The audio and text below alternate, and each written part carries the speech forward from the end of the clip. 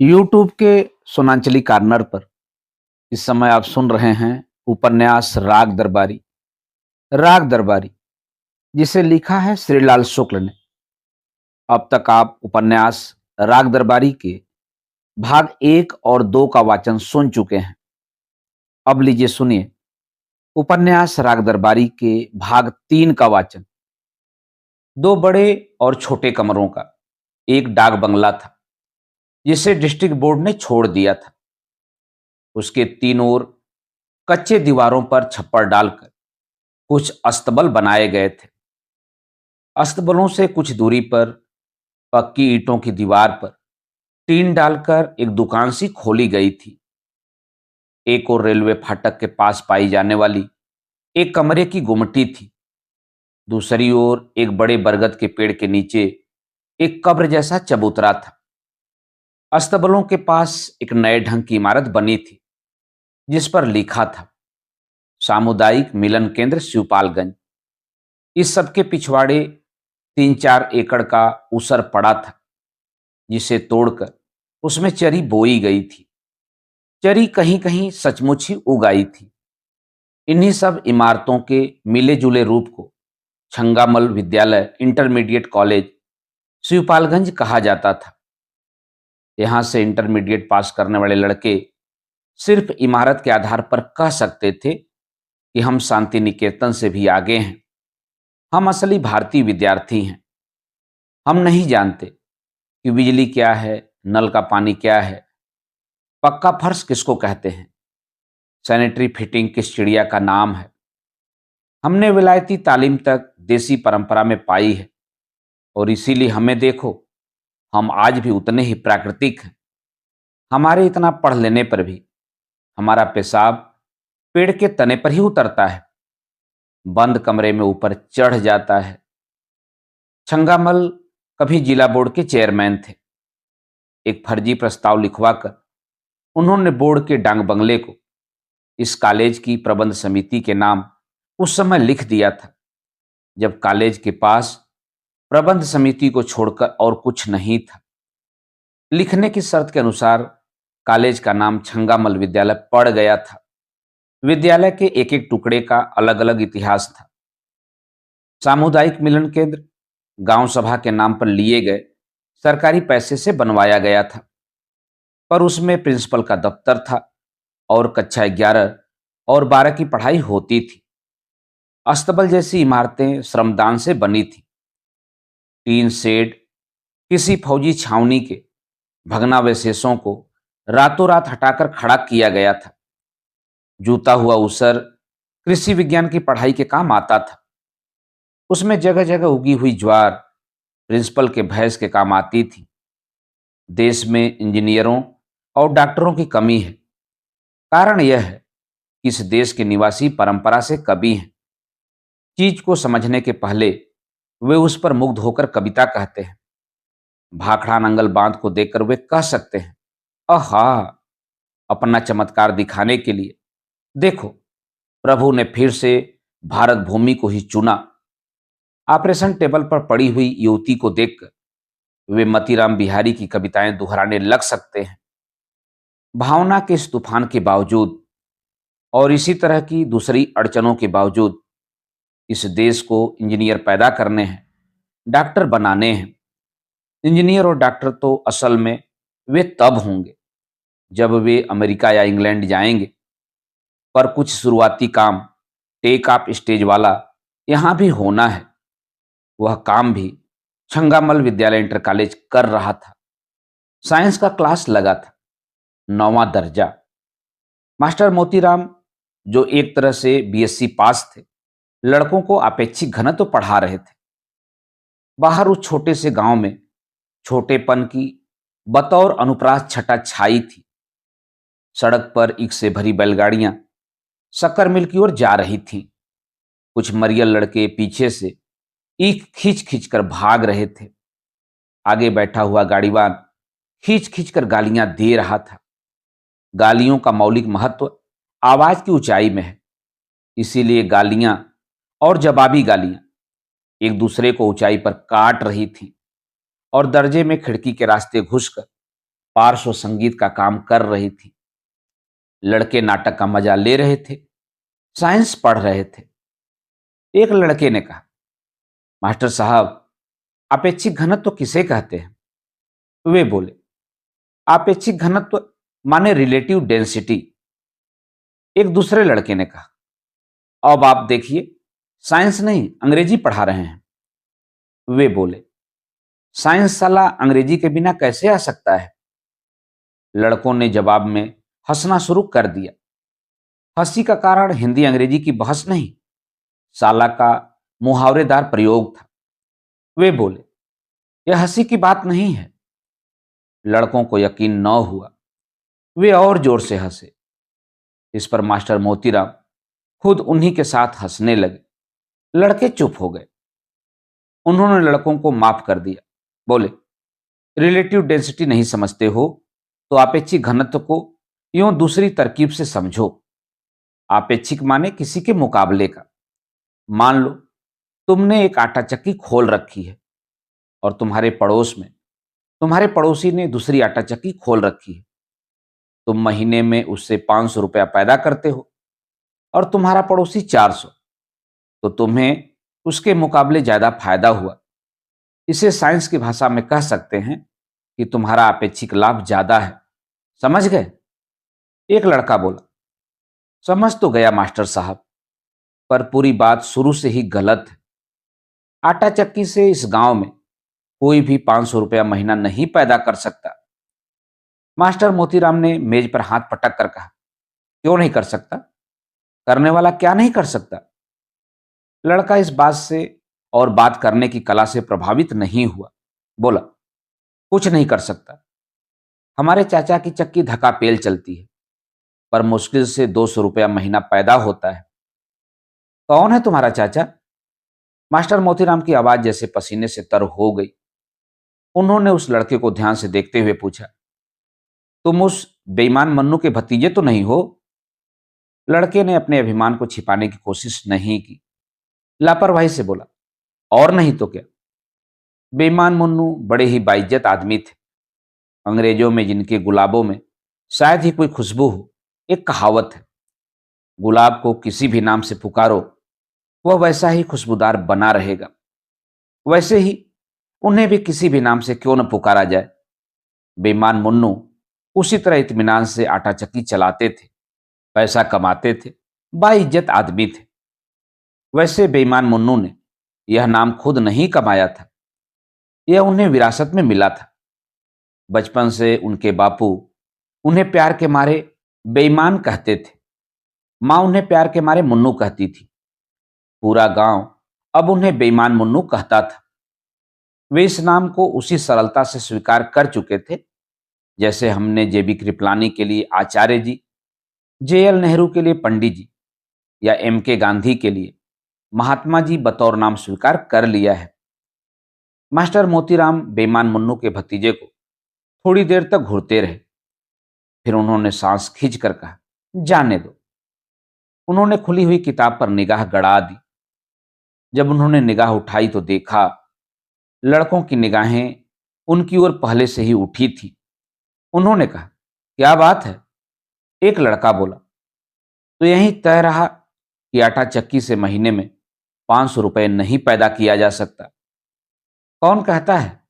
Master साहब बोले, मैंने खुद आटा चक्की से 700 रुपया तक एक महीने में खींचा है, पर बेईमान मुन्नू की वजह से सब चौपट होता जा रहा है। बेईमान मुन्नू के भतीजे ने शालीनता से कहा, इसका अफसोस ही क्या मास्टर साहब, यह तो व्यापार है, कभी चित कभी पट। कंपटीशन में ऐसा ही होता है। ईमानदार और बेईमान का क्या कंपटीशन? क्या बकते हो? मास्टर मोतीराम ने डपट कर कहा। तब तक कॉलेज का चपरासी उनके सामने एक नोटिस लेकर खड़ा हो गया। नोटिस पढ़ते पढ़ते उन्होंने कहा, जिसे देखो मुआयना करने को चला आ रहा है। पढ़ाने वाला अकेला, मुआयना करने वाले 10-10। एक लड़के ने कहा, बड़ी खराब बात है। वे चौंक कर क्लास की ओर देखने लगे। बोले, यह कौन बोला? एक लड़का अपनी जगह से हाथ उठाकर बोला, मैं मास्टर साहब। मैं पूछ रहा था कि आपेक्षिक घनत्व निकालने का क्या तरीका है? मास्टर मोतीराम ने कहा, आपेक्षिक घनत्व निकालने के लिए उस चीज का वजन और आयतन यानी वॉल्यूम जानना चाहिए। उसके बाद आपेक्षिक घनत्व निकालने का तरीका जानना चाहिए। जहां तक तरीके की बात है, हर चीज के दो तरीके होते हैं, एक सही तरीका, एक गलत तरीका। सही तरीके का सही नतीजा निकलता है, गलत तरीके का गलत नतीजा। इसे एक उदाहरण देकर समझना जरूरी है। मान लो तुमने एक आटा चक्की लगाई।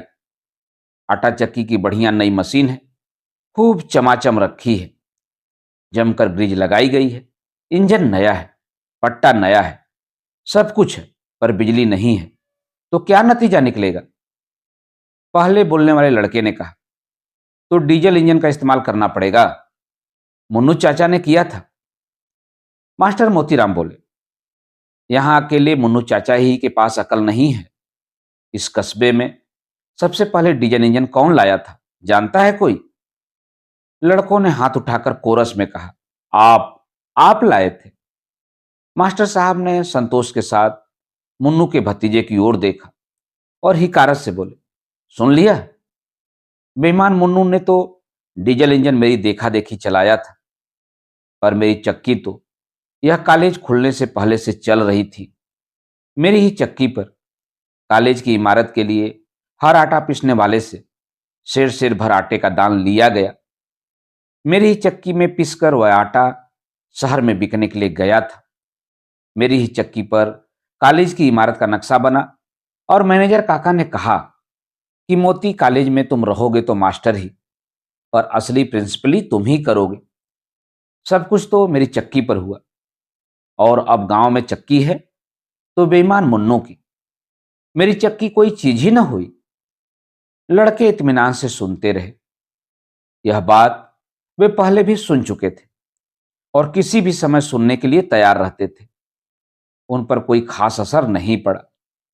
पर मुन्नू के भतीजे ने कहा, चीज तो मास्टर साहब आपकी भी बढ़िया है और मुन्नू चाचा की भी, पर आपकी चक्की पर धान कूटने वाली मशीन ओवर हालिंग मांगती है। धान उसमें ज्यादा टूटता है। मास्टर मोतीराम ने आपसी तरीके से कहा, ऐसी बात नहीं है। मेरे जैसी धान की मशीन तो पूरे इलाके में नहीं है। पर बेईमान मुन्नू कुटाई पिसाई का रेट गिराता जा रहा है, इसीलिए लोग उधर दौड़ते हैं। हर हिंदुस्तानी की यही हालत है। दो पैसे की जहां किफायत हो, वह उधर ही मोह मारता है। यह तो सभी जगह होता है। लड़के ने तर्क किया, सभी जगह नहीं, हिंदुस्तान में ही होता है। हां, उन्होंने कुछ सोचकर कहा, तो रेट गिराकर अपना घाटा दूसरे लोग तो दूसरी तरह से ग्राहकों का आटा चुरा चुरा कर पूरा कर लेते हैं। अब मास्टर मोतीराम जिस शख्स का नाम है, वह सब कुछ कर सकता है, यह नहीं कर सकता। एक लड़के ने कहा, आपेक्षिक घनत्व निकालने का तरीका क्या निकला? वे जल्दी से बोले, वही तो बता रहा था। उनकी निगाह खिड़की के पास सड़क पर ईख की गाड़ियों के 3 फीट ऊपर जाकर उससे भी आगे क्षितिज पर अटक गई। कुछ साल पहले के चिरंतन भावाविष्ट पोज वाले कवियों की तरह वे कहते रहे, मशीन तो पूरे इलाके में वह एक थी, लोहे की थी, पर शीशे जैसी झलक दिखाती थी। अचानक उन्होंने दरजे की ओर सीधे देखकर कहा, तुमने क्या पूछा था? लड़के ने अपना सवाल दोहराया, पर उसके पहले ही उनका ध्यान दूसरी ओर चला गया था। लड़कों ने भी कान उठाकर सुना। बाहर ईख चुराने वालों और ईख बचाने वालों की गालियों के ऊपर, चपरासी के ऊपर पड़ने वाली प्रिंसिपल की फटकार के ऊपर, म्यूजिक क्लास से उठने वाली हारमोनियम की म्याऊं म्याऊं के ऊपर अचानक भक भक भक की आवाज होने लगी थी। मास्टर मोतीराम की चक्की चल रही थी। यह उसी की आवाज थी, यही असली आवाज थी। अन्य वस्त्र की कमी की चीख पुकार, दंगे फसाद के चित्कार, इन सबके तर्क के ऊपर सच्चा नेता जैसे सिर्फ आत्मा की आवाज सुनता है और कुछ नहीं सुन पाता, वही मास्टर मोतीराम के साथ हुआ। उन्होंने और कुछ नहीं सुना, सिर्फ भक भक भक सुना। वे दरजे से भागे। लड़कों ने कहा, क्या हुआ मास्टर साहब, अभी घंटा नहीं बजा है? वे बोले, लगता है मशीन ठीक हो गई, देखें कैसी चलती है। वे दरवाजे तक गए, फिर अचानक वहीं से घूम पड़े। चेहरे पर दर्द जैसा फैल गया था, जैसे किसी ने जोर से चुटकी काटी हो। वे बोले, किताब में पढ़ लेना, आपेक्षिक घनत्व का अध्याय जरूरी है। उन्होंने लार घुटी, रुक कर कहा, इंपॉर्टेंट है। कहते ही उनका चेहरा फिर खिल उठा। भग भग भग कर्तव्य बाहर के जटिल कर्म क्षेत्र में उनका आवाहन कर रहा था। लड़कों और किताबों का मोह उन्हें रोक न सका। वे चले गए। दिन के 4 बजे प्रिंसिपल साहब अपने कमरे से बाहर निकले। दुबला पतला जिस्म, उसके कुछ अंश खाकी हाफ पैंट और कमीज से ढके थे। पुलिस सार्जेंटो वाला बेत बगल में दबा था, पैर में सैंडल। कुल मिलाकर काफी चुस्त और चालाक दिखते हुए, और जितने थे उससे ज्यादा अपने को चुस्त और चालाक समझते हुए। उनके पीछे पीछे हमेशा की तरह कॉलेज का क्लर्क चल रहा था। प्रिंसिपल साहब की उससे गहरी दोस्ती थी। वे दोनों मास्टर मोतीराम के दर्जे के पास से निकले। दर्जा अस्तबल नुमा इमारत में लगा था। दूर से ही दिख गया कि उसमें कोई मास्टर नहीं है।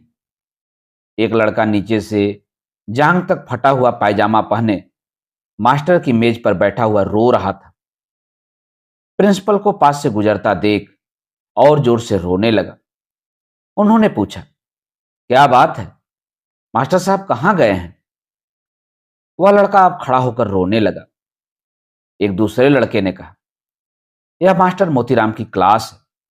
फिर प्रिंसिपल को बताने की जरूरत नहीं पड़ी कि मास्टर साहब कहां गए। क्लर्क ने कहा, सेकेंड हैंड मशीन 24 घंटे की निगरानी मांगती है। कितनी बार मास्टर मोतीराम से कहा कि बेच दो इस आटा चक्की को, पर कुछ समझते ही नहीं है। मैं खुद एक बार 1,500 रुपया देने को तैयार था। प्रिंसिपल साहब ने क्लर्क से कहा, छोड़ो इस बात को, उधर के दर्जे से मालवी को बुला लाओ। क्लर्क ने एक लड़के से कहा, जाओ उधर के दर्जे से मालवी को बुला लाओ। थोड़ी देर में एक भला सा दिखने वाला नौजवान आता हुआ नजर आया। प्रिंसिपल साहब ने उसे दूर से देखते ही चिल्लाकर कहा, भाई मालवी, यह क्लास भी देख लेना। मालवी नजदीक आकर छप्पर का एक बांस पकड़कर खड़ा हो गया और बोला, एक ही पीरियड में 2 क्लास कैसे ले सकूंगा? रोने वाला लड़का रो रहा था। क्लास के पीछे कुछ लड़के जोर जोर से हंस रहे थे। बाकी इन लोगों के पास कुछ इस तरह भीड़ की शक्ल में खड़े हो गए थे जैसे चौराहे पर एक्सीडेंट हो गया हो। प्रिंसिपल साहब ने आवाज तेज करके कहा, ज्यादा कानून न छाटो। जब से तुम खन्ना के साथ उठने बैठने लगे हो, तुम्हें हर काम में दिक्कत मालूम होती है। मालवी प्रिंसिपल साहब का मुंह देखता रह गया। क्लर्क ने कहा, सरकारी बस वाला हिसाब लगाओ मालवी। एक बस बिगड़ जाती है तो सब सवारियां पीछे आने वाली दूसरी बस में बैठा दी जाती हैं। इन लड़कों को भी वैसे ही अपने दर्जे में ले जाकर बैठा लो। उसने बहुत मीठी आवाज में कहा, पर यह तो 9वां दर्जा है, मैं वहां 7वें को पढ़ा रहा हूं। प्रिंसिपल साहब की गर्दन मुड़ गई। समझने वाले समझ गए कि अब उनके हाथ हाफ पैंट की जेबों में चले जाएंगे और वे चीखेंगे। वही हुआ। वे बोले, मैं सब समझता हूं, तुम भी खन्ना की तरह बहस करने लगे हो। मैं 7वें और 9वें का फर्क समझता हूं। हमको अब प्रिंसिपली करे न सिखा भैया। जौनो हुकुम है तौनो चुप्पे करी आउट करो, समझे कि नहीं? प्रिंसिपल साहब पास के ही गांव के रहने वाले थे। दूर दूर के इलाके में वे अपने 2 गुणों के लिए विख्यात थे। एक तो खर्च का फर्जी नक्शा बनाकर कॉलेज के लिए ज्यादा से ज्यादा सरकारी पैसा खींचने के लिए, दूसरे गुस्से की चरम दशा में स्थानीय अवधि बोली का इस्तेमाल करने के लिए। जब वे फर्जी नक्शा बनाते तो बड़ा से बड़ा ऑडिटर भी उसमें कलम न लगा सकता था। जब वे अवधि बोलने लगते तो बड़ा से बड़ा तर्कशास्त्री भी उनकी बात का जवाब नहीं दे सकता था। मालवी सिर झुकाकर वापस चला गया। प्रिंसिपल साहब ने फटे पायजामे वाले लड़के की पीठ पर एक बेत झाड़कर कहा, जाओ उसी दर्जे में जाकर सब लोग चुपचाप बैठो, जरा भी सांस ली तो खाल खींच लूंगा।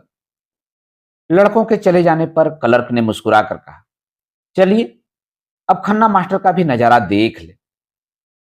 खन्ना मास्टर का असली नाम खन्ना था, वैसे ही जैसे तिलक, पटेल, गांधी, नेहरू आदि हमारे यहां जाति के नहीं बल्कि व्यक्ति के नाम हैं। इस देश में जाति प्रथा को खत्म करने की यही एक सीधी सी तरकीब है। जाति से उसका नाम छीनकर उसे किसी आदमी का नाम बना देने से जाति के पास और कुछ नहीं रह जाता, वह अपने आप खत्म हो जाती है। खन्ना मास्टर इतिहास के लेक्चरार थे, पर इस वक्त इंटरमीडिएट के एक दर्जे में अंग्रेजी पढ़ा रहे थे। वे दांत पीस कर कह रहे थे, हिंदी में तो बड़ी बड़ी प्रेम कहानियां लिखा करते हो, पर अंग्रेजी में कोई जवाब देते हुए मुंह घोड़े जैसा लटक जाता है। एक लड़का दर्जे में सिर लटकाए खड़ा था। वैसे तो घी दूध की कमी और खेलकूद की तंगी से हर औसत विद्यार्थी मरियल घोड़े जैसा दिखता है, पर इस लड़के के मुंह की बनावट कुछ ऐसी थी कि बात इसी पर चिपक कर रह गई थी। दर्जे के लड़के जोर से हंसे। खन्ना मास्टर ने अंग्रेजी में पूछा, बोलो मेटाफर का क्या अर्थ है? लड़का वैसे ही खड़ा रहा। कुछ दिन पहले इस देश में यह शोर मचा था कि अनपढ़ आदमी बिना सींग पूंछ का जानवर होता है। उस हल्ले में अनपढ़ आदमियों के बहुत से लड़कों ने देहात में हल और कुदालें छोड़ दी और स्कूलों पर हमला बोल दिया। हजारों की तादाद में आए हुए लड़के स्कूलों, कॉलेजों, यूनिवर्सिटियों को बुरी तरह से घेरे हुए थे। शिक्षा के मैदान में भब्बड़ मचा हुआ था। अब कोई यह प्रचार करता हुआ नहीं दिख पड़ता था कि अनपढ़ आदमी जानवर की तरह है, बल्कि दबी जबान से यह कहा जाने लगा था कि ऊंची तालीम उन्हीं को लेनी चाहिए जो उसके लायक हो। इसके लिए स्क्रीनिंग होनी चाहिए। इस तरह से घुमा फिराकर इन देहाती लड़कों को फिर से हल की मुठ पकड़ाकर खेत में छोड़ देने की राय दी जा रही थी। पर हर साल फेल होकर दर्जे में सब तरह की डांट फटकार झेलकर और खेती की महिमा पर नेताओं के निर्झरपंथी व्याख्यान सुनकर भी वे लड़के हल और कुदाल की दुनिया में वापस जाने को तैयार न थे। वे कनखजूरे की तरह स्कूल से चिपके हुए थे और किसी भी कीमत पर उससे चिपके रहना चाहते थे। घोड़े के मुंह वाला यह लड़का भी इसी भीड़ का एक अंग था। दर्जे में उसे घुमा फिरा कर रोज रोज बताया जाता था कि जाओ बेटा, जाकर अपनी भैंस दूहो और बैलों की पूंछ उमेटो। शैली और किड्स तुम्हारे लिए नहीं है। पर बेटा अपने बाप से कई शताब्दी आगे निकल चुका था और इन इशारों को समझने के लिए तैयार नहीं था। उसका बाप आज भी अपने बैलों के लिए 12वीं शताब्दी में प्रचलित गड़ासे से चारा काटता था। उस वक्त लड़का एक मटमैली किताब में अपना घोड़े जैसा मुंह छिपाकर 20वीं शताब्दी के कलकत्ते की रंगीन रातों पर गौर करता रहता था। इस हालत में वह कोई परिवर्तन झेलने को तैयार न था, इसलिए वह मेटाफर का मतलब नहीं बता सकता था और न अपने मुंह की बनावट पर बहस करना चाहता था। कॉलेज के हर औसत विद्यार्थी की तरह यह लड़का भी पोशाक के मामले में बेतकल्लुफ था। इस वक्त वह नंगे पांव एक ऐसे धारीदार कपड़े का मैला पैजामा पहने हुए खड़ा था जिससे शहर वाले प्रायः स्लीपिंग सूट के लिए इस्तेमाल करते हैं। वह गहरे कत्थई रंग की मोटी कमीज पहने था जिसके बटन टूटे थे। सिर पर रूखे और कड़े बाल थे। चेहरा बिना धुला हुआ और आंखें गिपचिपी थी। देखते ही लगता था वह किसी प्रोपेगेंडा के चक्कर में फंसकर कॉलेज की ओर भाग आया है। लड़के ने पिछले साल किसी सस्ती पत्रिका से एक प्रेम कथा नकल करके अपने नाम से कॉलेज की पत्रिका में छपा दी थी। खन्ना मास्टर उसकी इसी ख्याति पर कीचड़ उछाल रहे थे। उन्होंने आवाज बदल कर कहा, कहानीकार जी कुछ बोलिए तो, मेटाफर क्या चीज होती है? लड़के ने अपनी जांघें खुजलानी शुरू कर दी। मुंह को कई बार टेढ़ा मेढ़ा करके वह आखिर में बोला, जैसे महादेवी जी की कविता में वेदना का मेटाफर आता है। खन्ना मास्टर ने कड़क कर कहा, शट अप, यह अंग्रेजी का क्लास है। लड़के ने जांघें खुजलानी बंद कर दी। वे खाकी पतलून और नीले रंग की बुशर्ट पहने थे और आंखों पर सिर्फ चुस्त दिखने के लिए काला चश्मा लगाए थे। कुर्सी के पास से निकलकर वे मेज के आगे आ गए। अपने कूल्हे का एक संक्षिप्त भाग उन्होंने मेज से टिका लिया। लड़के को वे कुछ और कहने जा रहे थे, तभी उन्होंने क्लास के पिछले दरवाजे पर प्रिंसिपल साहब को घूरते हुए पाया। उन्हें बरामदे में खड़े हुए क्लर्क का कंधा भर दिख पड़ा। वे मेज का सहारा छोड़कर सीधे खड़े हो गए और बोले, जी, शैली की एक कविता पढ़ा रहा था। प्रिंसिपल ने एक शब्द पर दूसरा शब्द लुढ़काते हुए तेजी से कहा, पर आपकी बातें सुन कौन रहा है? ये लोग तो तस्वीर देख रहे हैं। वे कमरे के अंदर आ गए। बारी बारी से दो लड़कों की पीठ में उन्होंने अपना बैग चुभोया। वे उठकर खड़े हो गए। एक गंदे पायजामे, बुशर्ट और तेल बहाते हुए बालों वाला चिकड़दार लड़का था। दूसरा घोटे सिर, कमीज और अंडरवियर पहने हुए पहलवानी ध्वज का। प्रिंसिपल साहब ने उनसे कहा, यहीं पढ़ाया जा रहा है? झुककर उन्होंने पहले लड़के की कुर्सी से एक पत्रिका उठा ली। यह सिनेमा का साहित्य था। एक पन्ना खोलकर उन्होंने हवा में घुमाया। लड़कों ने देखा, किसी विलायती औरत के वो रोज तस्वीर में फड़फड़ा रहे थे। उन्होंने पत्रिका जमीन पर फेंक दी और चीखकर अवधि में बोले, यहीं पढ़ी रहे हो? कमरे में सन्नाटा छा गया। महादेवी की वेदना का प्रेमी मौका ताककर चुपचाप अपनी सीट पर बैठ गया। प्रिंसिपल साहब ने क्लास के एक छोर से दूसरे छोर पर खड़े हुए खन्ना मास्टर को ललकार कर कहा, आपके दर्जे में डिसिप्लिन की यही हालत है? लड़के सिनेमा की पत्रिकाएं पढ़ते हैं और आप इसी बूते पर जोर डलवा रहे हैं कि आपको वाइस प्रिंसिपल बना दिया जाए। इसी तमीज से वाइस प्रिंसिपली कीजिएगा। भैया यह हालू रही तो वाइस प्रिंसिपली तो अपने घर रही। 5 साल की जुलाई मां डगर डगर घूमियो। कहते कहते अवधि के महाकवि गोस्वामी तुलसीदास की आत्मा उनके शरीर में एक ओर घुसकर दूसरी ओर से निकल गई। वे फिर खड़ी बोली पर आ गए, पढ़ाई लिखाई में क्या रखा है? असली बात है डिसिप्लिन, समझे मास्टर साहब? यह कहकर प्रिंसिपल उमर खयाम के हीरो की तरह मैं पानी जैसा आया था और आधी जैसा जाता हूं की अदा से चल दिए। पीठ पीछे उन्हें खन्ना मास्टर की भुनभुनाहट सुनाई दी। वे कॉलेज के फाटक से बाहर निकले। सड़क पर पतलून कमीज पहने हुए एक आदमी आता हुआ दिख पड़ा। साइकिल पर था। पास से जाते जाते उसने प्रिंसिपल साहब को और प्रिंसिपल साहब ने उसे सलाम किया। उसके निकल जाने पर क्लर्क ने पूछा, यह कौन चिड़ी मार है? मलेरिया इंस्पेक्टर है, नया आया है, बीडीओ का भांजा लगता है, बड़ा फितरती है। मैं कुछ बोलता नहीं, सोचता हूं कभी काम आएगा। क्लर्क ने कहा, आजकल ऐसे ही चिड़ी मारों से काम बनता है। कोई शरीफ आदमी तो कुछ करके देता ही नहीं। थोड़ी देर तक दोनों चुपचाप सड़क पर चलते रहे। प्रिंसिपल ने अपनी बात फिर से शुरू की, हर आदमी से मेलजोल रखना जरूरी है। इस कॉलेज के पीछे गधे तक को बाप कहना पड़ता है। क्लर्क ने कहा, सो तो देख रहा हूं, दिन भर आपको यही करते बीतता है। वे बोले, बताइए, मुझसे पहले भी यहां 5 प्रिंसिपल रह चुके हैं। कौनो बनवा पाया इतनी पक्की बड़ी इमारत? वे प्रकृतस्थ हुए। यहां सामुदायिक केंद्र बनवाना मेरा ही बूता था, है कि नहीं? क्लर्क ने सिर हिलाकर हां कहा। थोड़ी देर में वे चिंतापूर्वक बोले, मैं फिर इसी टिप्पस में हूं कि कोई चंडूल फंसे तो इमारत के एक आध ब्लॉक और बनवा डाले जाएं। क्लर्क चुपचाप साथ साथ चलता रहा। अचानक ठिठक कर खड़ा हो गया। प्रिंसिपल साहब भी रुक गए। क्लर्क बोला, 2 इमारतें बनने वाली हैं। प्रिंसिपल साहब ने उत्साह से गर्दन उठाकर कहा, कहां? एक तो अछूतों के लिए चमड़ा कमाने की इमारत बनेगी, घोड़ा डॉक्टर बता रहा था। दूसरे अस्पताल के लिए हैजे का वार्ड बनेगा। वहां जमीन की कमी है। कॉलेज के ही आसपास टिप्पस से ये इमारतें बनवा लें, फिर धीरे से हथिया लेंगे। प्रिंसिपल साहब निराशा से सांस छोड़कर आगे चल पड़े। कहने लगे, मुझे पहले से ही मालूम था इनमें टिप्पस नहीं बैठेगा। कुछ देर दोनों चुपचाप चलते रहे। सड़क के किनारे एक आदमी दो चार मजदूरों को इकट्ठा करके उन पर बिगड़ रहा था।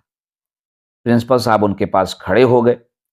2-4 मिनट उन्होंने समझने की कोशिश की कि वह आदमी क्यों बिगड़ रहा है। मजदूर गिड़गिड़ा रहे थे। प्रिंसिपल ने समझ लिया कि कोई खास बात नहीं है। मजदूर और ठेकेदार सिर्फ अपने रोज रोज के तरीकों का प्रदर्शन कर रहे हैं और बातचीत में जिच पैदा हो गई है। उन्होंने आगे बढ़कर मजदूरों से कहा, जाओ रे, अपना अपना काम करो। ठेकेदार साहब से धोखाधड़ी की तो जूता पड़ेगा। मजदूरों ने प्रिंसिपल साहब की ओर कृतज्ञता से देखा। फुर्सत पाकर वे अपने अपने काम में लग गए। ठेकेदार ने प्रिंसिपल से आत्मीयता के साथ कहा, सब बेईमान हैं, जरा सी आंख लग जाए तो कान का मैल तक निकाल ले जाएं। ड्योढ़ी मजदूरी मांगते हैं और काम का नाम सुनकर काखने लगते हैं। प्रिंसिपल साहब ने कहा, सब तरफ यही हाल है, हमारे यहां ही लीजिए। कोई मास्टर पढ़ाना थोड़े ही चाहता है। पीछे पड़ा रहता हूं तब कहीं। वह आदमी ठठाकर हंसा, बोला, मुझे क्या बताते हैं, यही करता रहता हूं, सब जानता हूं। रुक कर उसने पूछा, इधर कहां जा रहे थे? इसका जवाब क्लर्क ने दिया, वैद्य जी के यहां, चेकों पर दस्तखत कराना है। करा लाइए। उसने प्रिंसिपल को खिसकने का इशारा किया। जब वे चल दिए तो उसने पूछा, और क्या हालचाल है? प्रिंसिपल रुक गए, बोले, ठीक ही है, वहीं खन्ना वन्ना लिबिर सिबिर कर रहे हैं। आप लोगों के और मेरे खिलाफ प्रोपेगेंडा करते घूम रहे हैं। उसने जोर से कहा, आप फिक्र ना कीजिए, ठाठ से प्रिंसिपली किए जाइए। उनको बता दीजिए कि प्रोपेगेंडा का जवाब है डंडा। कह दीजिए कि यह शिवपालगंज है, ऊंचा नीचा देख कर चले। प्रिंसिपल साहब अब आगे बढ़ गए तो क्लर्क बोला, ठेकेदार साहब को भी कॉलेज कमेटी का मेंबर बनवा लीजिए, काम आएंगे। प्रिंसिपल साहब सोचते रहे। क्लर्क ने कहा, 4 साल पहले की तारीख में संरक्षक वाली रसीद काट देंगे। प्रबंधक कमेटी में भी इनका होना जरूरी है, तब ठीक रहेगा। प्रिंसिपल साहब ने तत्काल कोई जवाब नहीं दिया।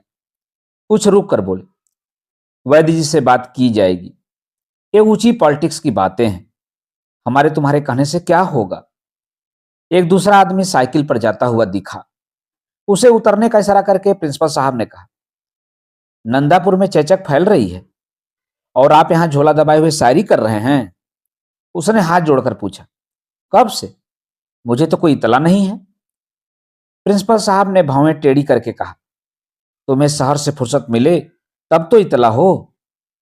चुपचाप वहां जाकर टीके लगाओ, नहीं तो शिकायत हो जाएगी, कान पकड़कर निकाल दिए जाओगे, यह टेरिलिन की बुसट रखी रह जाएगी।